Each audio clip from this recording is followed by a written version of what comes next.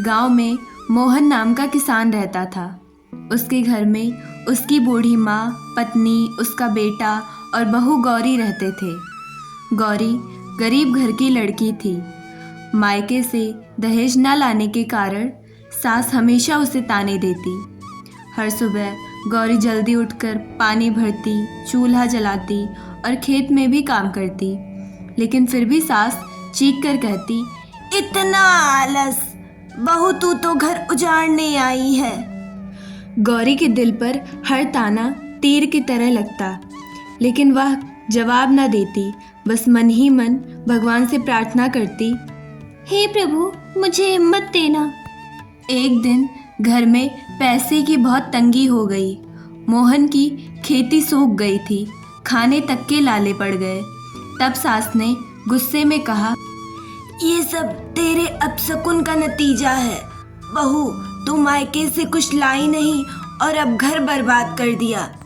सास ने तो यहाँ तक कह दिया कि तू इस घर से निकल जा, वरना हम सब भूखे मरेंगे।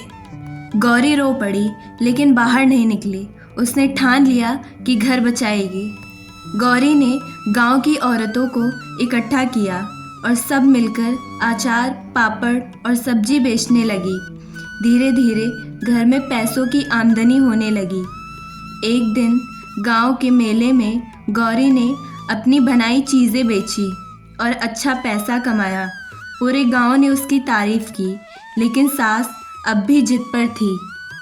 गांव वाले चाहे सराहें, पर मैं तुझे कभी स्वीकार नहीं करूंगी। कुछ ही समय बाद सास अचानक बीमार पड़ी। तेज बुखार और कमजोरी ने उन्हें बिस्तर पर गिरा दिया। उस समय पूरा गांव उनकी मदद करने को तैयार नहीं था, लेकिन गौरी दिन रात उनकी सेवा करने लगी। उन्हें दवाई दी, खिचड़ी बनाई, माथे पर पट्टी रखी। सास ने कांपती आवाज़ में कहा, बेटी, मैंने तुझे कितना सताया, फिर भी तूने मेरा साथ नहीं छोड़ा। गौरी की आंखों में आंसू थे। माँ जी, घर छोड़ दूं तो फिर बहू होने का फर्ज कैसे निभाऊं? धीरे धीरे सास ठीक हो गई। उस दिन उन्होंने पूरे गांव के सामने गौरी का हाथ पकड़कर कहा, आज से यह सिर्फ मेरी बहू नहीं, मेरी बेटी है। इसे ताने देने वाली मैं गलत थी, इसने ही हमारा घर बचाया है। मोहन भी गर्व से बोला, गौरी ने साबित कर दिया कि बहू गरीब हो सकती है, लेकिन उसका दिल अमीर होता है।